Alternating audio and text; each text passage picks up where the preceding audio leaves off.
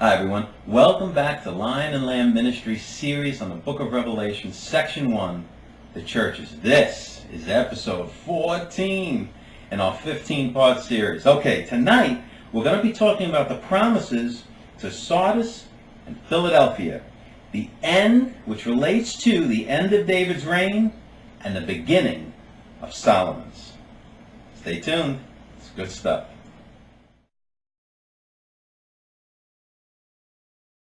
Man, has this been a terrific series with so much response. You guys are terrific. You guys are terrific. So much words of encouragement. Look, we've had, opposition because these ideas have been, old ideas die hard. Okay, old notions die hard. But in the light of the truth, there's really nowhere left for them to stand. Okay, here we go. The fifth, Sardis. Now, okay, here is another reference to the times of David. Not the beginning of his reign, but the end of it. It is a double promise, negative and positive, and both have to do with the names of individuals. So here it is from Revelation 3:5. I will not blot out his name out of the book of life, but I will confess his name before my Father and before his angels. The reference is to the last words of David in 2 Samuel 23. These last words of David were uttered as he was about to give up the throne and the kingdom to Solomon, when the conflict was to end and issue in dominion and in a reign of peace, foreshadowing the time when this promise of Revelation 3:5 is about to be fulfilled and the apocalyptic judgments are about to issue in millennial glories. I will not blot out his name. I will confess his name. So runs the double promise. And it is exactly what we see in the history which is thus referred to. David is confessing the names of his guys, and the confessing of them begins, "These be the names of the mighty men whom David had," in 2 Samuel 23:8. They had gathered themselves to him in the day of his rejection. Although he had been anointed as king, he was not as yet sitting on his throne, but was in a cave named Adullam, or the place of testimony. Adullam means their testimony. They had gone to him in their distress and debt and bitterness of soul, as we are told in 1 Samuel 22, 1-2. And David became a captain over them. They had followed him through all his conflicts, and now on the eve of the era of glory and peace, their names are confessed before all. Their deeds are announced, and their exploits are recorded.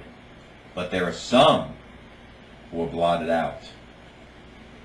Joab is not there, though Abishai, the brother of Joab, is there in 2 Samuel 23:18. Asahel, the brother of Joab, Nahari, armor bearer to Joab, is there in verse 37, but not Joab himself. He was a mighty man. He had been the commander-in-chief of David's forces, valiant soldier, great statesman, wise counselor. But while he was all this and more, he was not an overcomer, for his heart was not right with David. He remained loyal when Absalom rebelled, but he took part in the treason of Adonijah. Ahithophel is not there, though we read of Eliam, the son of Ahithophel. Verse 34, he was David's greatest counselor, so wise that when he spoke, it was as if a man had inquired at the oracle of God. So says 2 Samuel 16:23. But he was not an overcomer, and he is not confessed even before men. He took sides with Absalom in his rebellion, and he is blotted out from this list of names. Abiathar too is blotted out, for not even is his name here. He was David's beloved friend. We see that in 1 Samuel 22, 20-23, but he was not an overcomer. He remained loyal in the treason of Absalom, but joined in that of Adonijah. The other names are all confessed. The scene is unspeakably solemn and has by application a warning voice for all. But by interpretation, it comes with special force in this promise to the assembly at Sardis and refers to the fulfillment of Matthew 10:32-33 and Luke 12:8-9. Whosoever therefore shall confess me before men, him will I confess also before my Father which is in heaven. But whosoever shall deny me before men, him will I also deny before my Father which is in heaven. Thus this promise in Revelation refers not only to that solemn past scene in Israel's history with David, but it is shown to be closely connected with the four Gospels and points on to the scenes of final judgment and glory in connection with David's Lord and a greater Solomon. All right, the sixth one, Philadelphia.